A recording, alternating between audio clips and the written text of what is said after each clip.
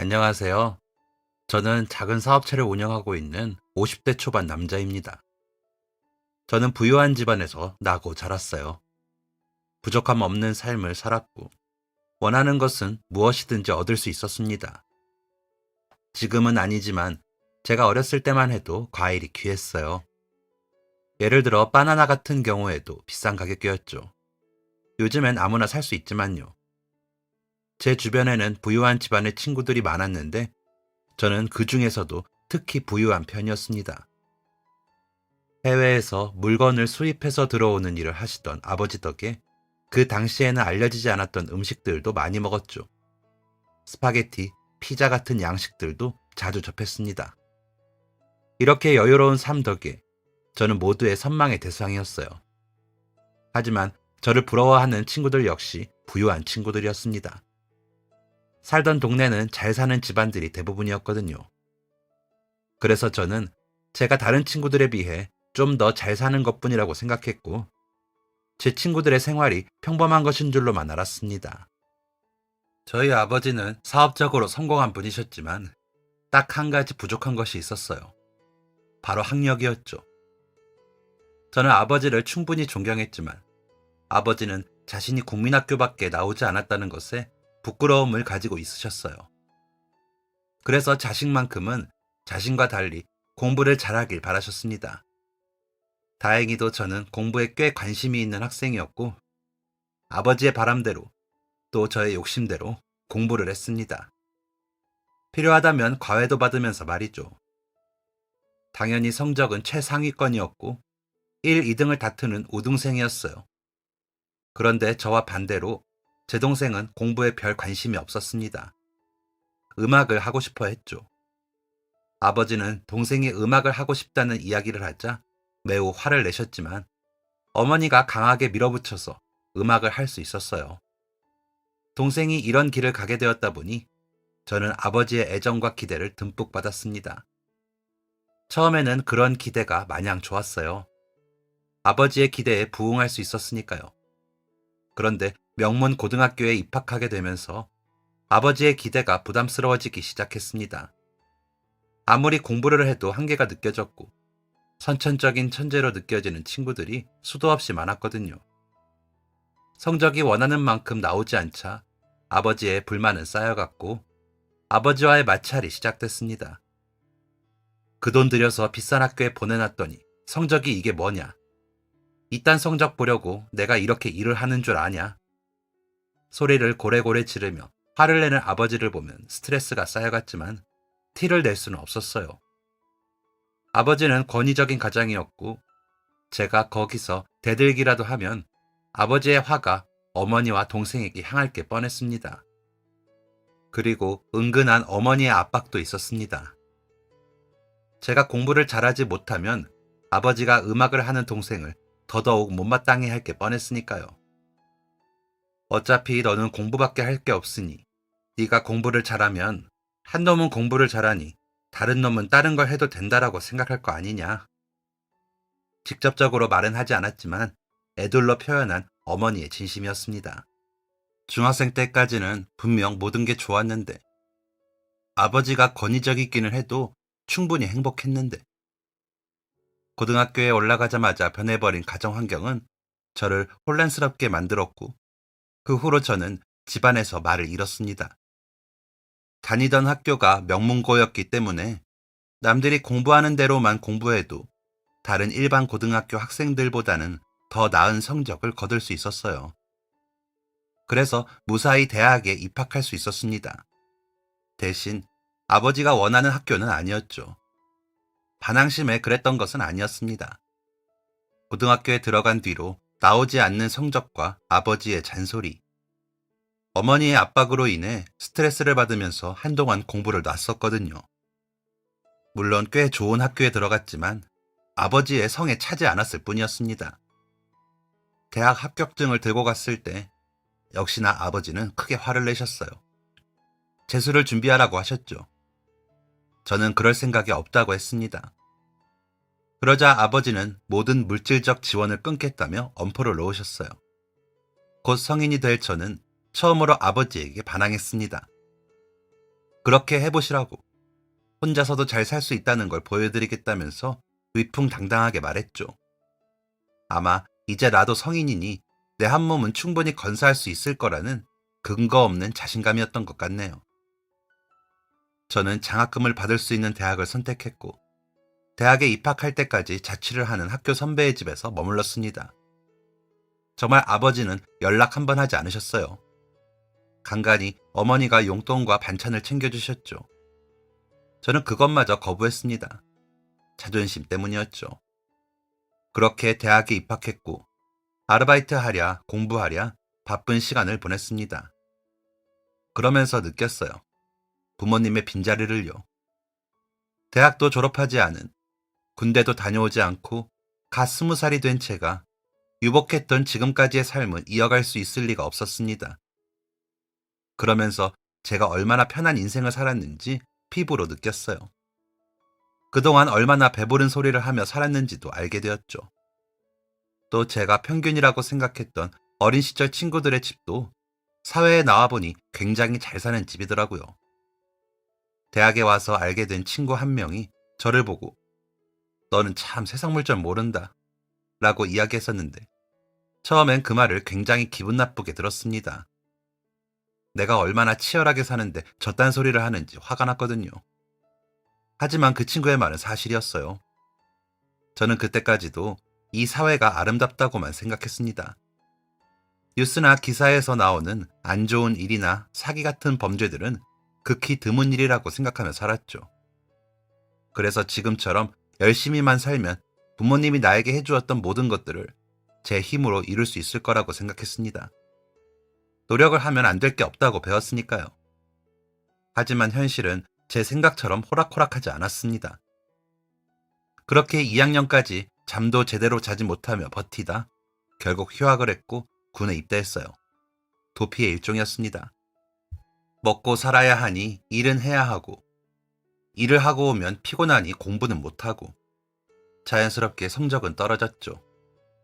그렇다 보니 자존감도 바닥을 쳤고 제가 원치 않았던 미래의 모습에서 벗어나기 위해 군에 입대한 것이었습니다.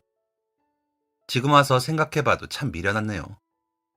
그런 와중에도 자존심 때문에 부모님께 연락하지 않았으니까요.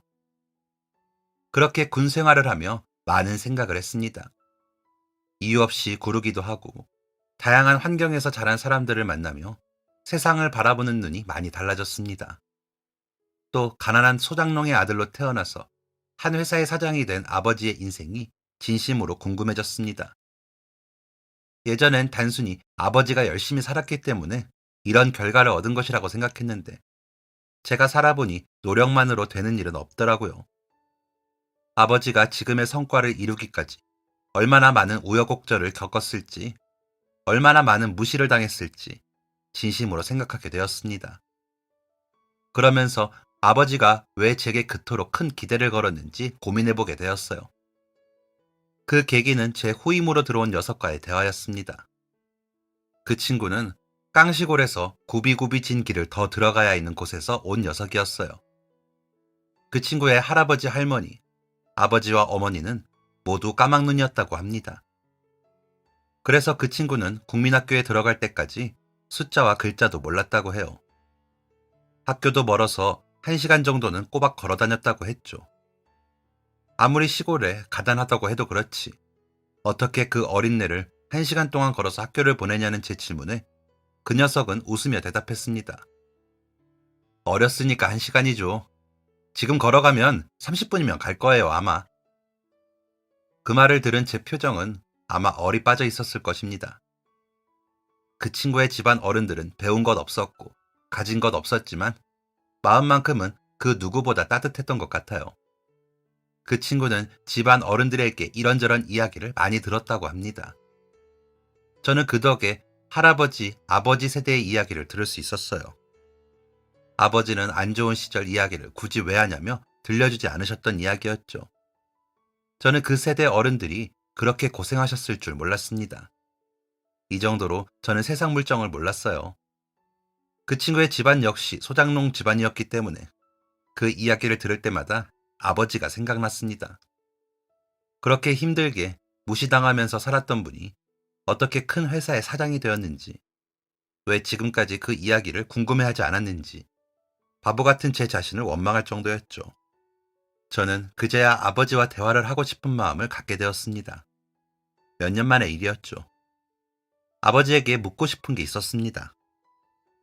내가 부모님을 떠나 살다 보니 노력으로 안 되는 게 분명히 있더라. 아버지도 살다 보면 노력으로 안 되는 게 있었을 텐데 대체 그 일을 어떻게 헤쳐나가셨냐? 이걸 물어보고 싶었는데 그게 참 힘들더라고요. 휴가를 가면 꼭 만나 뵙고 이야기를 나눠야지 라고 생각했는데 주저하다 시간이 흘렀고 25살에 전역을 하게 되었습니다. 군대를 간다는 말도 없이 입대를 했던 터라 저녁 인사를 하러 가는 것도 꺼려졌지만 용기를 냈어요. 솔직히 불같은 성격의 아버지가 저를 보고 뺨이라도 날릴 거라고 생각했습니다. 그렇게 집 앞에 가서 초인종을 누르고 기다리는데 어머니가 문을 열고 나오셨습니다. 어머니는 군복을 입고 있는 저를 보고 크게 놀라셨고 집으로 뛰어들어가서 아버지를 부르셨어요. 몸이 바들바들 떨리더라고요. 아버지가 어떤 행동을 하실지 감히 예상조차 하지 못했습니다. 어머니가 집에 들어가서 상민이가 왔어요! 라고 외치는 순간 집안에서 우당탕탕 하는 소리가 크게 나더니 잠옷 차림의 아버지가 서둘러 뛰어나오셨습니다. 저는 그 모습을 보고 너무나 놀랐어요. 그 이유는 아버지의 흐트러진 모습을 처음 봤기 때문이었죠. 아버지는 주무시다 나온 게 분명했습니다. 왜냐하면 아버지는 주무실 때 외엔 잠옷을 입지 않으셨거든요. 그리고 자녀들에게 본이 되어야 한다며 자식들 앞에 나설 때는 항상 머리를 빗고 정돈된 모습으로 계셨습니다. 그런 분이 제가 왔다는 말 한마디에 뛰쳐나오신 것이었어요. 그것도 맨발로 말이죠. 아버지의 모습에 어안이 벙벙한 그때 아버지는 그대로 달려와 저를 껴안아 주셨습니다. 저희 사이엔 아무 대화가 없었지만 말없이도 충분히 그 마음을 알 수 있었습니다. 그날 이후 집에 다시 들어갔고 저는 그동안 궁금했던 아버지의 이야기를 들었어요. 저는 아버지의 인생 이야기를 들으며 큰 감명을 받았고 앞으로 어떻게 살아야 할지 인생을 재정비하게 되었습니다.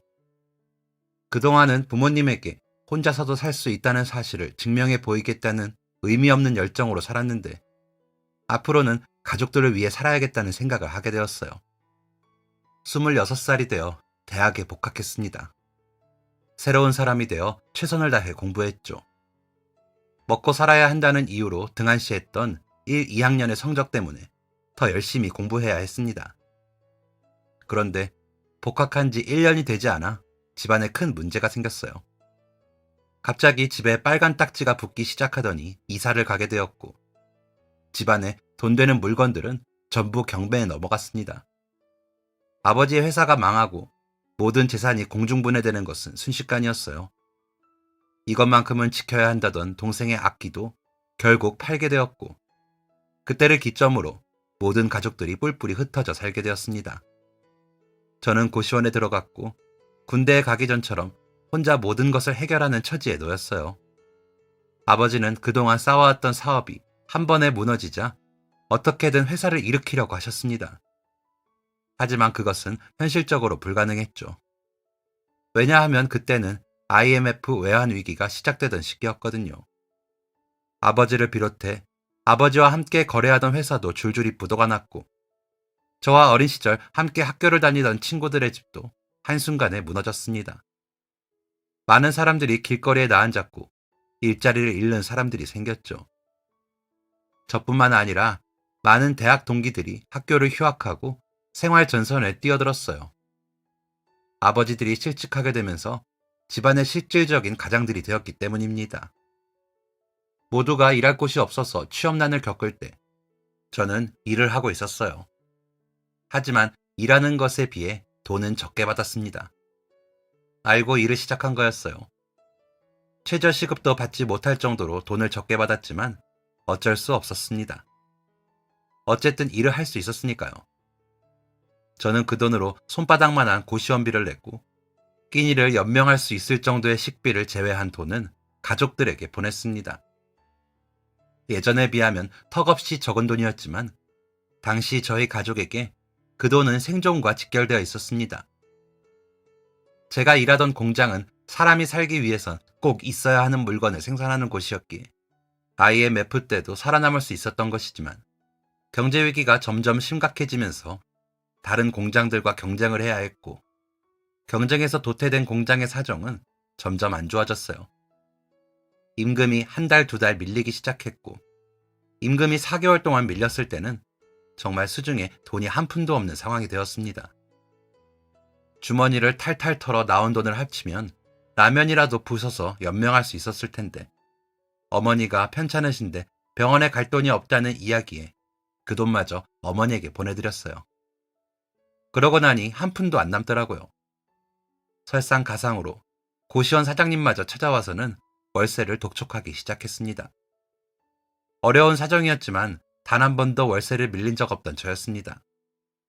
사정이 이러하니 한 달만 기다려달라고 간곡하게 말씀드렸지만 고시원 주인은 단호했어요.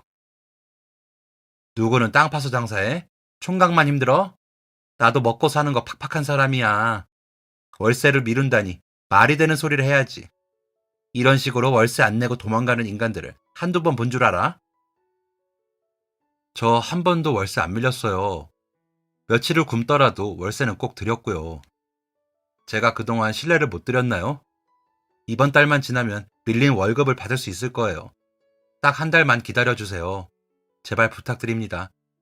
여기서 나가면 갈 곳이 없어요. 간곡한 청에도 고시원 주인은 월세를 내지 않으면 쫓겨날 각오를 하라며 으름장을 놓았습니다. 도움받을 곳 하나 없이 4일 동안 물만 마시면서 굶었어요. 아무데도 가지 않고 방 안에 틀어박혀 쫄쫄 굶었습니다. 공장에 가서 밀린 월급을 내놓으라고 악이라도 써야 하는데 그럴 생각도 들지 않았어요. 대체 왜 이런 일이 나에게 생겼을까? 라는 생각을 하면서 현재 상황과 세상에 대한 불만을 키웠고 사정을 봐주지 않는 집주인에게도 원망스러운 마음이 들었습니다. 사장님도 상황이 이러하니 어쩔 수 없을 거야 라며 이해하려 했던 마음도 깡그리 사라지고 사장님 또한 원망스러웠습니다. 배가 고픈 상태에서 부정적인 생각만 하다 보니 극단적인 생각까지 하게 되더라고요. 저는 힘이 하나도 없는 상태로 일어나 비척비척 밖으로 향했습니다. 그 와중에 마주친 집주인은 월세 낼 날이 일주일밖에 남지 않았다며 날카롭게 말하더라고요. 저는 대꾸도 하지 않고 한강으로 향했어요. 그렇게 쭉 걸어가고 있는데 빗방울이 하나씩 떨어지더라고요. 운도 지질이 없지. 끝까지 재수가 없구나. 잘 살아보려고 노력한 지 얼마 되지도 않았는데 인생 한번 기똥차다. 라고 생각하며 눈앞에 있는 공중전화 부스에 들어갔습니다. 부스에 등을 기대고 빗방울이 후두둑 떨어지는 것을 보고 있자니 정신이 조금 깨는 것 같더라고요. 그때 눈에 들어온 게 공중전화 옆에 있는 120원이었습니다. 그 돈을 보니 갈 땐 가더라도 제 흔적을 조금이라도 남기고 싶은 마음이 들더라고요. 그래서 수화기를 들고 친구들에게 전화를 걸었어요. 차마 가족들에게는 연락을 할 수가 없었습니다. 전화번호를 외우고 있는 친구들에게 순서대로 전화를 걸었지만 아무도 제 전화를 받지 않았어요. 마지막 희망이었던 친구조차 전화를 받지 않자 정말 모든 게 끝난 것 같았습니다. 그리고 동전을 내려 주머니에 넣는데 꼬깃꼬깃한 손바닥만한 종이가 만져지더라고요. 꺼내어보니 그건 공장에서 일할 때 만났던 동료의 전화번호였습니다. 함께 일을 하면서 가까워진 친구였는데 그 친구가 공장을 옮기게 되면서 저에게 연락처 하나를 남겨준 것이었죠. 사는 게 바빠서 까맣게 잊고 있었는데 마지막 순간을 맞이하기 직전에 그 친구가 떠올랐던 것이었어요. 저는 크게 심호흡을 하고 번호로 전화를 걸었습니다. 심호흡이 길어질수록 초조한 마음이 들었어요. 이 친구도 전화를 받지 않을 거라는 판단이 들어 수화기를 내려놓으려는 찰나 친구의 음성이 전해졌습니다. 여보세요? 저는 순간 얼어붙었어요. 저기요? 누구세요? 저는 떨리는 목소리로 친구에게 말했습니다. 나 상민인데. 친구는 깜짝 놀라 저에게 안부 인사를 물었습니다. 한동안 연락이 없어서 잊어버린 줄 알았는데 이렇게 목소리 들으니까 반갑다. 잘 지내지? 친구의 말에 도무지 대답을 할 수가 없었습니다. 잘 지내는 것도 아니었고 전화를 걸게 된 배경도 좋은 이유가 아니었으니까요. 친구는 이상한 낌새를 느꼈는지 제게 정말 괜찮은 것이냐고 몇 번이나 물었습니다. 어떤 대답으로 말을 돌려야 할지 고민했는데 답이 떠오를 리 없었어요. 애초에 무슨 말을 하려고 전화한 게 아니었거든요. 무작정 건 전화에 무슨 할 말이 있었겠어요. 그리고 이 친구도 힘들게 사는 걸 뻔히 아는데 제 힘든 이야기를 꺼내는 게 어려웠습니다. 그러는 사이에 친구는 계속해서 제 근황을 물었고 통화요금은 조금씩 깎이고 있었어요. 결국 저는 급한 마음에 이렇게 말했습니다. 사실 내가 배가 너무 고파. 이렇게 말해놓고 눈을 질끈 감았어요. 속으로 이렇게 생각했죠. 이 멍청아, 겨우 한다는 말이 이거냐? 친구가 욕을 하고 끊을 수도 있어도 원망할 게 없다고 생각했어요. 아무리 배가 고파도 그렇지. 어렵게 사는 친구에게 오랜만에 전화해서 하는 말이 이거라니 자존심도 상했고 슬펐습니다. 무엇보다 배가 너무 고팠어요. 그런데 친구의 반응은 제 예상과 달랐습니다. 이거 지금 무슨 말을 하는 거야? 라며 날카롭게 반응할 거라는 제 생각과는 달리 친구는 차분하게 이렇게 말해 주었어요. 너 지금 어디야? 친구의 부드러운 음성은 집주인에게 욕먹고 월급도 밀리고 벼랑 끝에 서 있던 제 감정을 터뜨렸습니다. 저는 생각할 겨를도 없이 엉엉 울면서 이렇게 말했어요. 형민아, 배가 너무 고파. 밥 좀 사줘. 나 진짜 배가 너무 고파. 사흘 동안 아무것도 못 먹었고 배고프다고 말할 사람이 아무도 없어. 누군가에겐 하고 싶었던, 애써 숨겼던 서러운 감정이 터져나오는 순간이었죠. 형민이는 당황한 기색도 없이 저에게 어디냐고 물었습니다. 그러면서 절대 아무데도 가지 말고 거기에 가만히 있으라고 말했죠. 그 사이에 빗줄기는 거세졌고 저는 전화 부스 안에 쭈그리고 앉아 하염없이 눈물만 흘렸습니다. 그 와중에 목이 타고 배가 고파서 쏟아지는 빗물을 받아먹기도 했죠. 나올 눈물도 없어 퉁퉁 부은 눈으로 허공만 보고 있는데 멀리서 누군가 폭포처럼 쏟아지는 비를 뚫고 우비를 입은 채 달려오는 게 보였습니다. 그 사람은 두리번거리더니 이내 저를 발견하고 제 쪽으로 뛰어왔어요. 바로 형민이었습니다. 형민이는 제 모습을 보더니 많이 놀랐는지 21번 고르고는 제게 우산 하나를 건네주었어요. 그리고 절 분식집으로 데려갔죠. 형민이는 말없이 김밥 한 줄과 라면을 주문했습니다. 인사를 하지도 안부를 묻지도 무엇을 먹을지도 묻지도 않고 말이죠. 아마 저를 배려해서였던 것 같습니다. 저는 자존심도 없이 형민이가 주문해준 음식을 허겁지겁 해치웠어요. 라면과 김밥이 사라질 때마다 아쉬운 마음이 들었죠. 그게 보였는지 형민이는 김밥을 한 줄 더 주문해주기도 했습니다. 그렇게 먹고 나니 허기가 사라지고 제가 지금 무슨 행동을 저질렀던 건지 보이기 시작했어요. 스스로 생을 마감하기 위해 한강으로 발걸음을 옮기고 친구들에게 전화를 걸고 같은 곳에서 일하며 잠깐 친했던 동료에게 전화를 걸어 밥까지 얻어먹었으니까요. 얼굴이 빨개졌고 부끄러웠습니다. 무슨 말로 변명을 해야 할지, 어떻게 고맙단 말을 전해야 하는지 감도 안 잡히더라고요. 형민이는 어쩔 줄 몰라 하는 저를 두고 계산을 마쳤고 식당 앞에서 제게 무언가를 건넸습니다. 받아든 그것은 다름 아닌 돈이었어요. 꼬깃꼬깃하게 접힌 돈을 펴서 곱게 접어 건네준 것이었죠. 형민이는 잠깐 기다리라는 말을 하며 속 주머니까지 털어 동전 몇 개를 주었습니다. 그렇게 받은 돈은 9,500원이었어요. 구겨져 있는 지폐를 보며 직감했습니다. 이 돈은 형민이가 지금 당장 수중에 가지고 있는 돈 전부일 것이라는 걸요. 제가 아무리 힘들어도 그렇지 그 돈을 어떻게 받을 수 있겠어요. 저는 제 돈에 쥐어진 돈을 거의 던지다시피 형민이에게 돌려주었습니다. 야, 내가 이걸 어떻게 받아? 형민이는 자신의 손에 돌아온 돈을 다시 저에게 돌려주며 이렇게 대답했어요. 고작 9,500원이야. 이것밖에 못 줘서 미안하다. 저는 발을 동동거리며 형민이에게 돈을 돌려주려 했습니다. 그러자 형민이는 나중에 이자 쳐서 갚으면 되잖아. 나는 당장 필요 없는 돈이니까 너 가져가. 라고 말해주었어요. 단호하게 자신에게 필요 없는 돈이라고 하길래 솔깃한 마음이 들었습니다. 정말 이 정도 여유는 되는 건가? 라는 생각이었죠. 제가 멈칫하는 걸 느꼈는지 형민이는 곧장 자리를 떴습니다.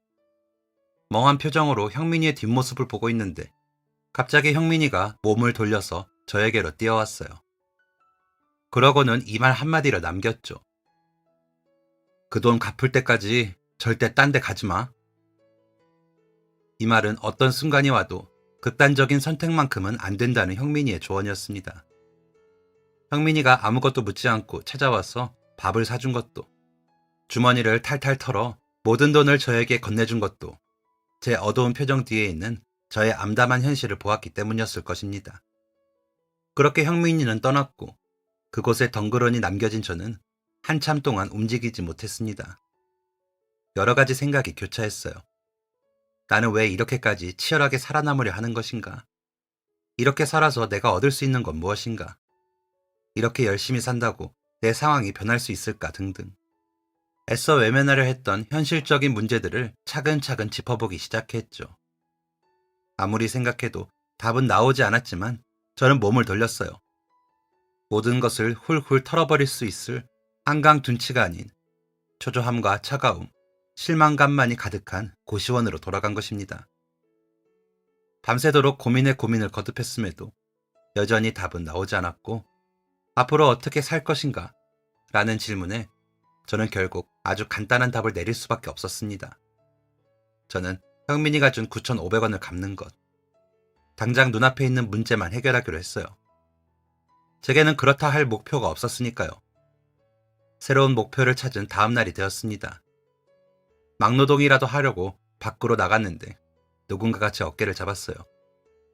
몸을 돌려보니 공장 사장님이 서 있었습니다. 사장님? 임금이 4개월 동안 밀렸고 힘든 시간을 견디며 사장님을 원망하기도 했지만 사실 사장님은 좋은 분이셨어요. 제가 공장에 들어가서 일을 할 때 제 사정을 듣고 몰래 저희 가족을 도와주기도 하셨습니다. 고시원에 들어갈 돈도 없고 숙박시설에서 잠을 잘 돈도 없어서 가끔 벤치에서 잠을 청해야 하던 그때 한 달 월급이 나오기 전 제 고시원 월세를 내준 분이기도 했죠. 사정이 아무리 이렇다 해도 일하는 만큼 월급을 주지 못하는 것에 진심으로 미안해하셨음을 저는 알고 있었습니다. 그럼에도 불구하고 밀린 임금을 받을 수 있을 거란 기대는 하지 않았어요. 상황이 상황이기도 했고 단 한 번도 직원들 돈을 떼먹은 적 없는 분이 이렇게까지 하시는 건 정말 답이 없었기 때문이라고 생각했기 때문이었죠. 그런데 그런 사장님이 갑자기 눈앞에 나타나다니 당황스러웠습니다. 사장님? 사장님을 부르며 살펴본 안색은 매우 안 좋았습니다. 대체 그동안 무슨 일이 있었던 건지 분명 쉬운 일을 겪은 건 아니셨을 거예요. 여기는 무슨 일이세요? 사장님은 저를 보고 급하게 달려온 건지 거친 숨을 갈무리하며 말씀하셨습니다. 최군한테는 빚이 있지 않나 빚 갚으러 왔네. 사장님이 말한 빚은 당연히 월급이었습니다. 사장님은 곧바로 가방을 열어 저에게 돈 봉투를 건네주셨어요. 늦어져서 미안하네. 많이는 아니지만 조금 더 넣었어. 기다려줘서 고맙네, 최군. 예상하지 못했던 만남이었기에 어떤 말을 해야 할지 모르겠더라고요. 그동안 어떻게 지내셨던 건지, 어떻게 돈이 풀려서 월급을 주시는 건지, 사장님은 먹고 살 만큼의 돈이 있으신 건지, 이걸 물어볼 거리라고 후회한 건 사장님이 제 눈앞에서 사라진 이후였습니다. 사장님은 다른 직원들도 만나러 가야 한다며 급하게 자리를 떠나셨어요. 굳이 얼굴을 보고 월급을 전달한 건 그동안 기다려준 직원들에 대한 미안함과 고마움 때문이었겠죠. 저는 다시 집으로 돌아왔습니다. 그러고는 한 달치 방세를 떼어 집주인에게 갔어요. 뭐야? 문을 열며 날카롭게 소리친 집주인은 제 손에 들린 돈 봉투를 보고는 짜증을 조금 가라앉혔습니다. 그러더니 말을 더듬으며 묻더라고요. 뭔데? 저는 집주인에게 말했습니다. 다음 달 월세입니다. 제가 월세를 못 낼까봐 걱정하시는 것 같길래 미리 가져왔어요. 저는 집주인이 그렇게 사람을 쥐잡듯이 잡았으니 무안해할 거라고 생각했습니다. 그런데 제 생각보다 더 어쩔 줄 몰라 하더라고요. 아니, 그게 이상하게 말까지 더듬었죠.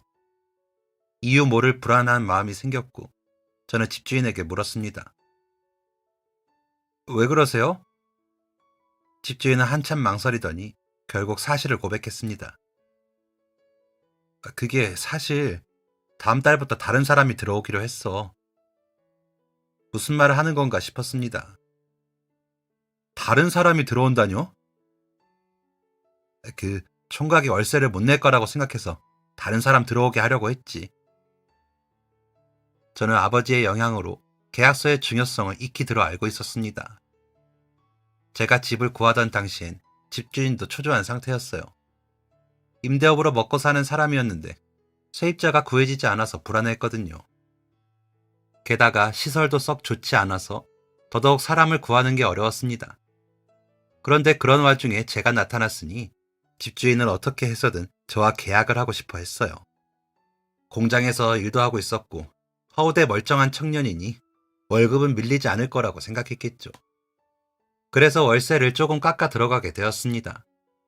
그러면서 계약서에 한 가지 추가한 내용이 있었어요. 월세를 올리거나 부당한 이유로 내쫓지 않겠다는 내용이었죠. 당시엔 이런 조항을 왜 넣어야 하는지 이해가 되지 않았습니다. 세입자가 구해지지 않아서 초조해하는 사람이 저를 내쫓을 리 없다고 생각했으니까요. 하지만 아버지의 강한 주장으로 그 조항을 넣게 되었습니다. 그러면서 집주인도 한 가지 조건을 걸었어요. 월세를 한 번이라도 밀리면 모든 계약을 파기하는 것으로요. 월세도 깎았겠다.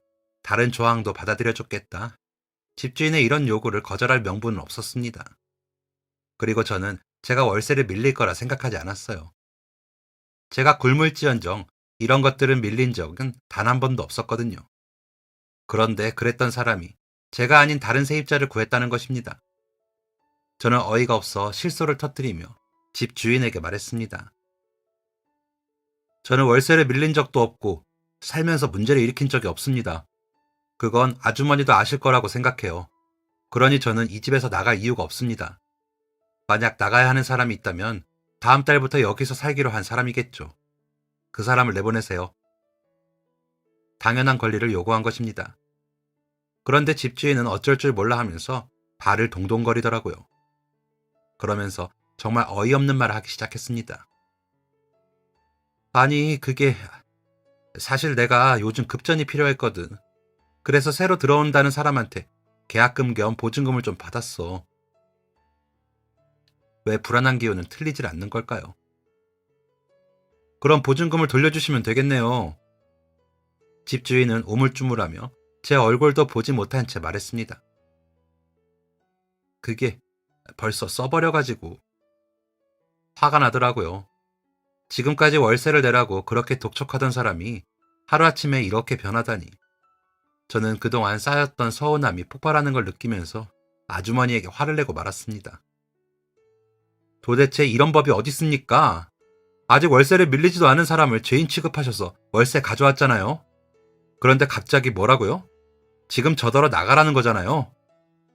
집주인은 제가 강하게 나오자 가만히 있어서는 안 되겠다 싶었나 봅니다. 갑자기 뻔뻔하게 굴더라고요. 내가 내 집에서 나가라는데 뭐가 문제야? 총각이 보증금이 있어 뭐가 있어? 사정이 딱해서 월세만 받고 살게 해줬더니 어딜 감히 큰 소리야? 상황은 악화되었고 큰 소리가 오고 가자 집주인의 아들이 내려와 상황을 중재했습니다. 결론적으로 저는 쫓겨났어요. 저는 그때 처음으로 내 집 장만의 꿈을 꿨습니다. 형민이에게 9,500원을 갚는 것 외에 또 다른 목표가 생겼던 거죠. 지금 와서 생각해보면 집주인에게 감사해야 하는 게 아니냐는 우스운 생각도 듭니다. 얼마 되지도 않는 짐을 가지고 나와 공원 벤치에 쭈그려 앉아 어떻게 해야 하나 고민하다 집에 전화를 걸었습니다. 아버지와 동생은 각각 먼 지역에 일을 하러 갔고 집에는 어머니 혼자 계셨죠. 신호 연결음이 끊기고 어머니의 목소리가 들렸습니다. 목소리가 더 안 좋아지셨더라고요. 그 목소리를 들으니 감히 아쉬운 소리를 할 수가 없었습니다. 아들, 별일 없는 거지? 라고 묻는 어머니의 말에 울컥했지만 꾹 참고 이렇게 말했어요. 네, 괜찮아요. 그래, 다행이다. 엄마는 너무 걱정하지 말고. 엄마는 일하는 거 안 힘드세요? 많이 걱정했습니다. 그도 그럴 게 어머니는 평생 굳은 일 한 번 안 해본 분이셨거든요.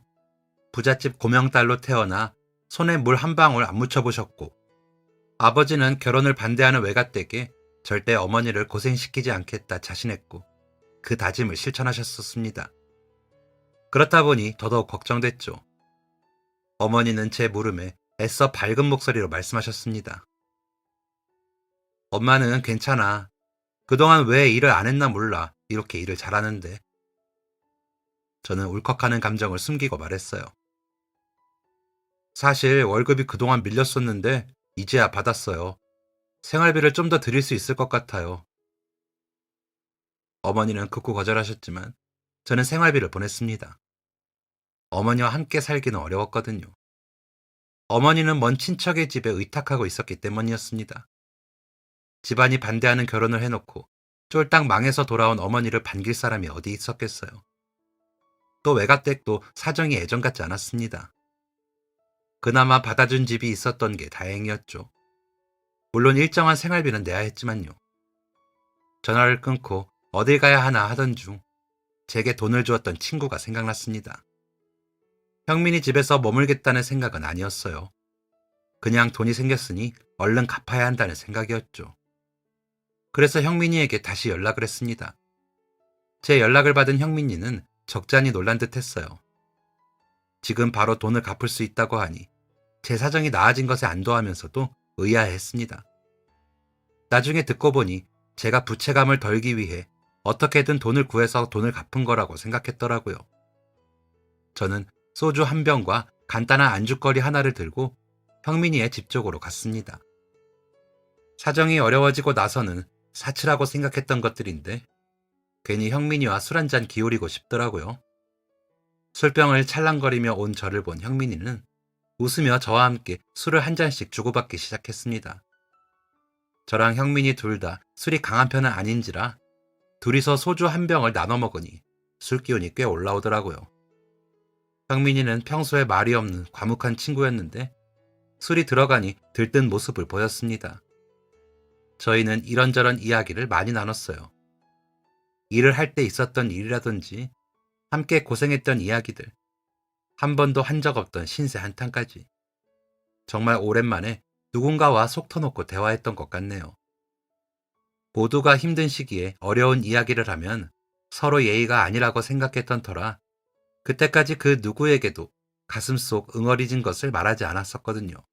그것 때문에 신이 났는지 저는 이것저것 말하며 떠들어댔습니다.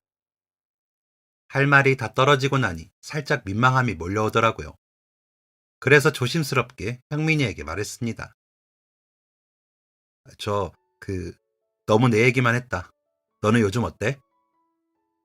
평소 웃는 낯을 지은 적 없던 형민이 얼굴에 처음으로 깊은 수심이 드러났습니다. 형민이는 저와 함께 일하던 공장을 나와 이직을 한 상태였어요. 돈도 잘 주는 곳이었고 업계에서 오랫동안 자리를 잡고 있었던 곳이라 저도 진심으로 형민이를 축하해 주었죠. 그런데 절대 문제가 없을 것 같았던 그 회사가 순식간에 망해버렸다고 합니다. 제가 임금을 받지 못했던 그 전부터요. 왜 그 소식을 듣지 못했는지 이해할 수 없었습니다. 그리고 미안한 마음이 들었어요. 저보다 오랫동안 임금을 받지 못했을 형민이가 저를 위해 돈을 쓴 것이니까요. 솔직히 무시해도 됐습니다. 내 코가 석자인데 누굴 도와주냐며 욕을 하고 전화를 끊어버렸어도 나무랄 사람은 전혀 없었을 거예요.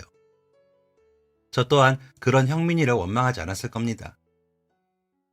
그런데 그런 와중에 저에게 돈을 빌려주고 밥까지 사주다니, 그것도 제가 있는 곳까지 빗속을 뚫고 와서요.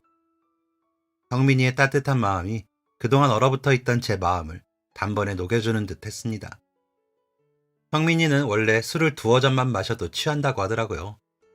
그래서 형민이를 집까지 데려다 주었어요. 형민이는 저처럼 고시원에서 살고 있었는데 저보다 더 상황이 안 좋아 보였습니다. 제가 지내던 것도 시설이 좋지 않은 곳이었는데 형민이가 있던 곳은 옆집 사람이 한숨 쉬는 소리까지 들리더라고요. 나무 판자로 방을 나눈 것인지 방음도 형편없었죠. 사생활은 물론이고 집이지만 마음 편히 쉬지도 못했을 겁니다. 그리고 형민이를 방으로 데려다 놓고 작은 테이블 위에 2만 원을 올려놓고 나왔죠. 그렇게 건물을 빠져나오는데 형민이네 고시원 주인으로 보이는 사람과 마주쳤습니다. 그 눈빛을 마주하는데 그 사람이 무슨 말을 하려는지 단번에 알아차렸어요. 이 방 총각 친구예요? 네. 월세 낼 돈도 없을 텐데 술 처마실 돈은 있나 보네. 집주인은 들으라는 듯 구시렁거렸습니다. 월세를 밀렸냐 물어보니 그건 아니라고 하더라고요. 저와 같은 상황이었습니다. 일을 하지 못한다는 걸 알게 된 집주인이 월세를 못 받을까봐 닥달하는 것이었죠. 입안에 쓴맛이 감돌았습니다. 서로의 처지가 안타깝더라고요. 그렇게 다음 날이 되었고 저는 집 앞에서 다시 사장님을 만났습니다. 저와 연락이 닿지 않자 굳이 직접 저를 찾아온 것이었죠. 사장님이 저를 찾아온 이유는 다시 공장에서 일해주길 바라서였습니다. 그동안 묶여있던 자금이 풀리면서 다시 공장을 가동할 수 있게 된 것이었어요.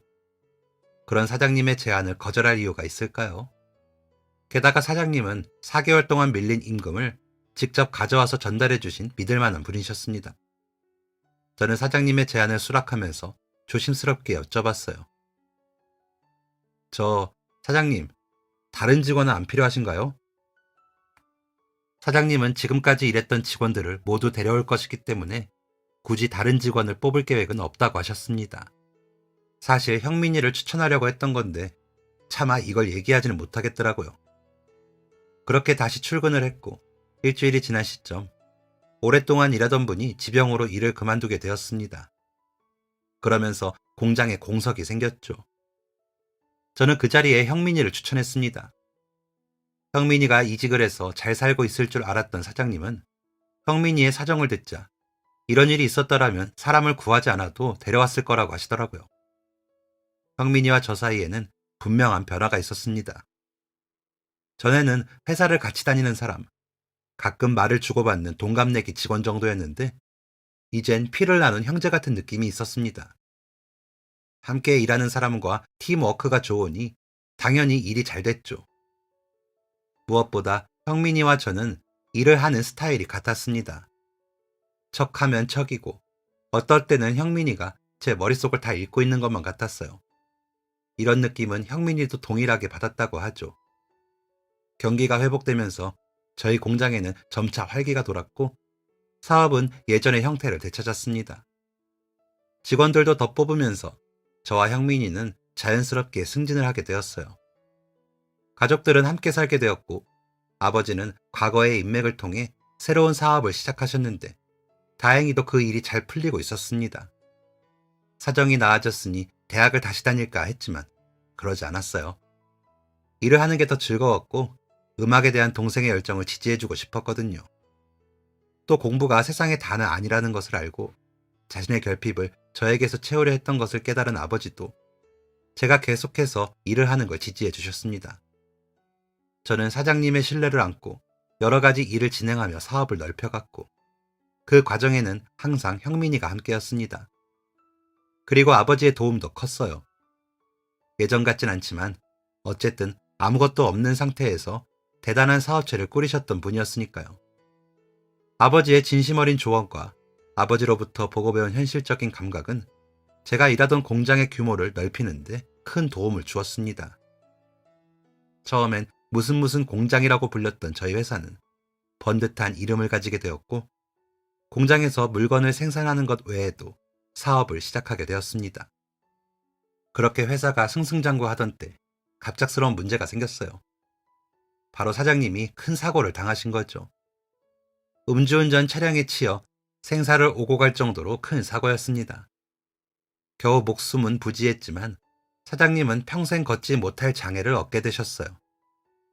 아버지 다음으로 의지했던 사장님이 이런 사고를 당하다니 슬픈 마음을 이루 말할 수 없었지만 사장님은 의외로 담담하셨습니다. 그리고 회사를 저에게 물려준다는 폭탄 선언을 하셨죠. 저는 사장님의 자녀가 회사를 물려받을 거라고 생각했기에 너무 놀랐습니다. 최 군과 김 군이 회사를 이어받았으면 좋겠어. 사장님, 그럴 수는 없습니다. 자녀분이 계시잖아요. 사장님은 병상에 누워있음에도 호탕함을 잃지 않으셨어요. 내 자식들은 내가 잘 알아. 그 녀석들은 사업가 체질이 아니야. 그 녀석들이 회사를 맡으면 순식간에 무너질 걸세. 내가 어떻게 세운 회사인데. 그리고 이 회사가 잘못되면 직원들은 어떡하나? 그 직원들한테 딸린 식솔들이 얼만데. 기분 따라 하는 말이 아니야. 자네들이 일하는 걸 보면서 진작에 결심한 거였어. 말하는 시기가 조금 당겨지긴 했지만. 결국 저희는 사장님의 뜻대로 하기로 결정했습니다. 이후에도 사업은 계속해서 승승장구했어요. 일이 잘 풀리니 삶의 여유가 생겼고 어느 날은 형민이가 연애를 한다는 이야기를 듣게 되었습니다. 말이 연애지 결혼할 때가 되니 말하더라고요. 이 바쁜 와중에 어떻게 연애를 한 건지. 저는 연애도 못 해보고 일만 하고 있는데 부러운 마음이 들었습니다. 그런데 그 마음보다 더 컸던 건 축하하는 마음이었어요. 함께 일하며 지켜본 형민이는 정말 좋은 남자였고 저는 형민이를 보며 저런 남자가 결혼을 해야 하는데 라는 생각을 늘 가지고 있었거든요. 어찌 보면 제가 형민이의 결혼을 더 기다렸던 것 같습니다. 그렇게 결혼식 이틀 전 저는 서류 봉투 하나를 꺼냈습니다. 그리고 사무실 한쪽에 있는 금고를 열었죠. 저는 그 안에 있는 모든 돈을 꺼냈습니다. 이날을 위해 준비해둔 돈이었죠. 총 액수는 950만 원. 형민이에게 전달해줄 축의금이었습니다. 형민이가 저에게 빌려주었던 9,500원에 대한 값이었어요. 저는 짧은 편지와 함께 봉투에 돈을 담았고 결혼식 전날인 그 다음날 형민이의 집으로 향했습니다. 그리고 봉투를 내밀었어요. 그 봉투를 열어본 형민이는 기겁을 하며 제게 봉투를 돌려주려 했습니다.